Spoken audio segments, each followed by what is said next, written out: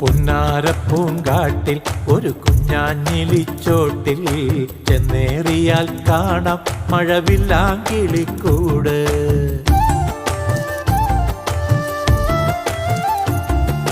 ഒന്നാം കിളിപ്പാട്ടിൻ കഥ ചൊല്ലിടുമാ കാറ്റിൽ ഒന്നായി ഒന്നിച്ചാടി ചെറുവണ്ണാങ്കിളിക്കൂട്ടം. ചില്ലാടുമാ മേട്ടിൽ ഒരു വെൺകാഞ്ഞിരപ്പോട്ടിൽ ഒന്നാം കിളി കണ്ടു തുടു പൊന്നാണയത്താലം പൊന്നാണയത്താലം.